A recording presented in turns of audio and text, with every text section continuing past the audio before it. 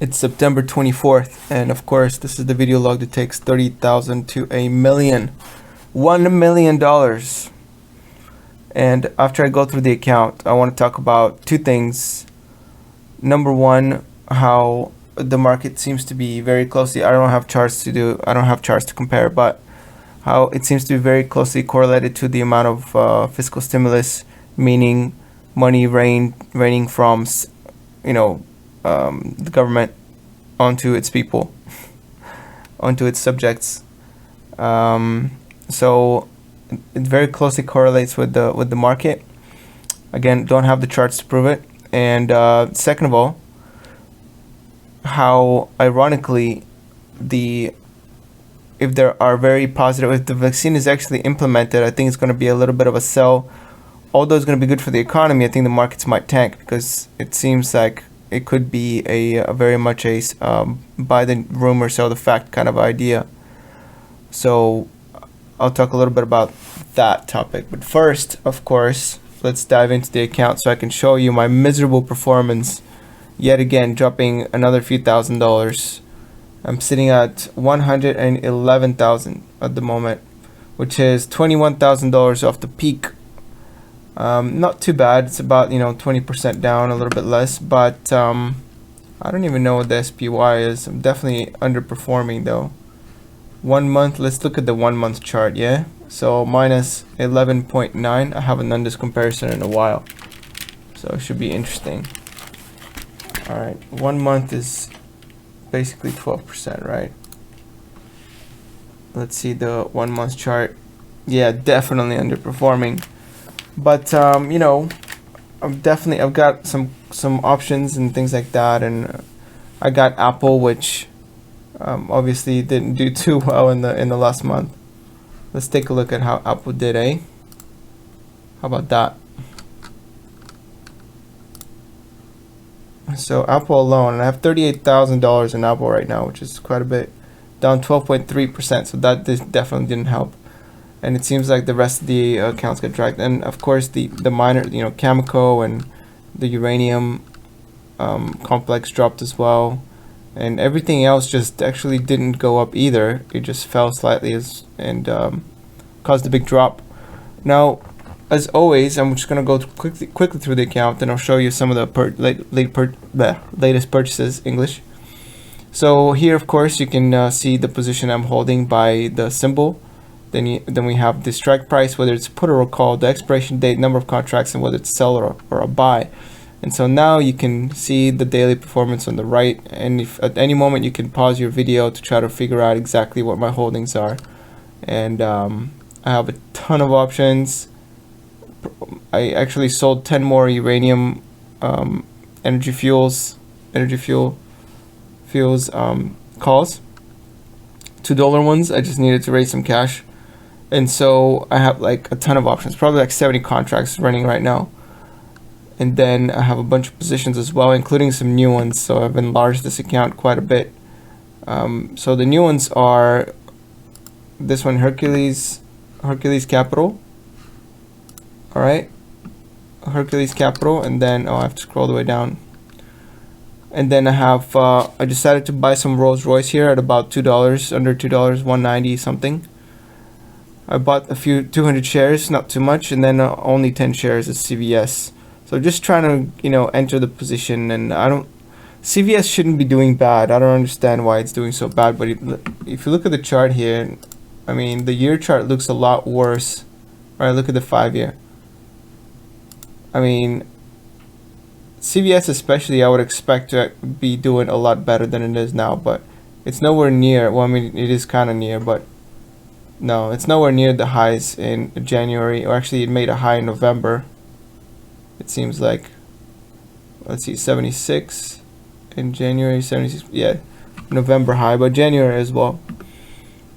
So yeah, it's not doing too well, but its price to earnings ratio is only 9, and it's a really large company, and it's focused on pharmaceuticals and stuff like that, and retail, so healthcare, etc. And it's got a dividend of 3.4. I mean, that's pretty decent. This company isn't going anywhere. I mean, CVS is If at most you might get bought out by some other company, but it's so large. It's been the buyer, right? It's not the one that's being bought out. So those are my positions, and the reason I got the Hercules thing is because I think they're actually going to be making a lot of profit with everything that's going on. Actually, that's a big bet. I have $3,300 in Hercules at the moment. That's actually pretty big, especially considering I'm still new to the company and I don't know way too much about it. But they do financing for, like Silicon Valley related company stuff and whatnot. So my guess is that with the current trend of how things are developing around the US and the world, of everything being remote, and more and more reliant on technology, I just think that the opportunity for technological innovation when it comes to especially like connectivity and productivity, I think it's all in Silicon Valley here, all the companies that are working on it. So this is the company that finances them, and I think that their clients will be able to pay their debt because the companies will be successful, and so they'll have high yield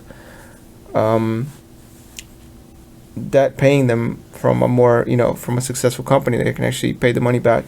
And I mean, everybody's, at least people who cover this company, like you can see how much they do a ton of stuff. Look at this. Like this is their description just on Robinhood.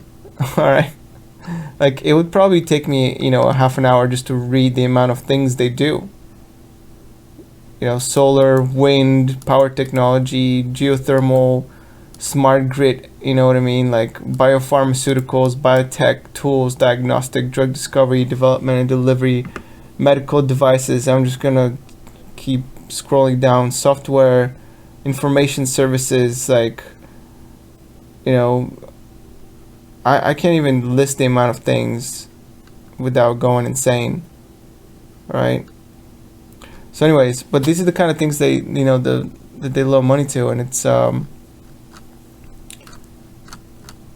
pretty impressive. I mean, it's a 1.26 billion market cap company, which isn't that much, but then look at their price to earnings is about 13, and this dividend yield. I mean, I don't know what's going to happen to this dividend yield. They might cut it by a lot, but even if they do cut it by a lot, it'd still be a very good dividend. And if you look at the stock price here, I mean, over the last 5 years, it's virtually unchanged.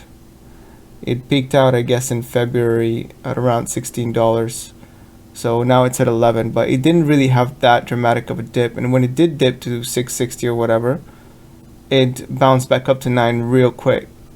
So as far as price action is concerned, it doesn't signal too many worries, but I do have kind of a large position, which is 3%, and if I want to enlarge it, I'm going to have to really dig into the company. So if you know any information about it outside of the ones that I can just pull up from their earnings reports and whatnot and just basic news, then let me know. Or if you have any experience investing in this company, or somebody who is. But if you look here, the analysts all prefer, 10 analysts have analyzed this company, and they all like it. They all think it's a buy at this level. Another thing I like to see is the earnings, how they're consistent. We haven't seen the Q3 earnings yet, but if they're in line with Q2, which was supposed to be a bad quarter, then I'm in. I mean, that's really nice. It seems like they have beat expectations virtually all the time, and are doing well. They don't have a Morningstar rating, although I have the gold version of Robinhood, but apparently they don't cover this company. Maybe it's too small, but I don't know. I mean, it could play out well. So far, I like it. We'll see what happens and with the dividend and whatever. But I'm gonna have to keep reading about it.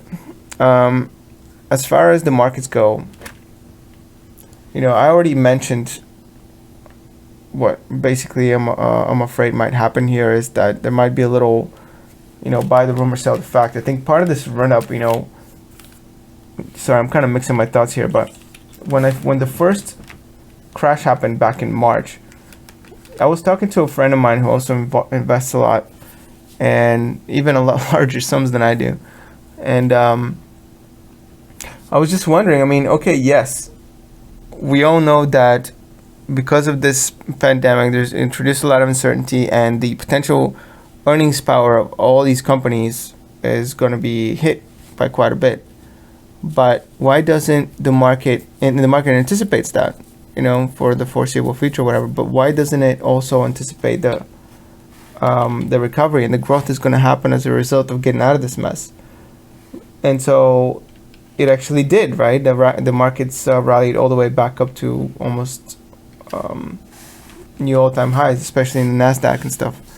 So I'm thinking, like, it's anticipating things getting better. So now it's got to factor in the mediocrity, and I think that there might be a little bit of buy the rumor, sell the fact kind of a deal. So whenever we do come out with a vaccine, I'm actually looking for the markets to calm down, and calm down, both of them. So, not that that's of any significance. I don't plan to trade around this fact or opinion. I'm just gonna stay the course and do what I do, because there's a high chance that I'll be wrong there. But I just think that it's useful to kind of get a feel for the markets when it comes to figuring out my mentality, like how am I going to think about the markets, what to expect in the future, and to prepare myself and my reaction as to what's going to happen. It's kind of similar to doing fire drills. Whenever, like, that's the reason people do fire drills, right? When you're presented with a situation that's high pressure and stressful, like a market crash or a fire, your muscle memory, right, knows exactly what to do. So these are the exits, blah, blah, blah, blah. So you just straight run up to the exits, line up in a row, whatever you got to do. No panic, just orderly exit the most efficient way possible. So that's exactly what the usefulness of doing this mental exercises is. You prepare yourself for a situation that you don't anticipate, so you know how to react, and you've already pre-planned your reaction when it comes. So I think it's very useful.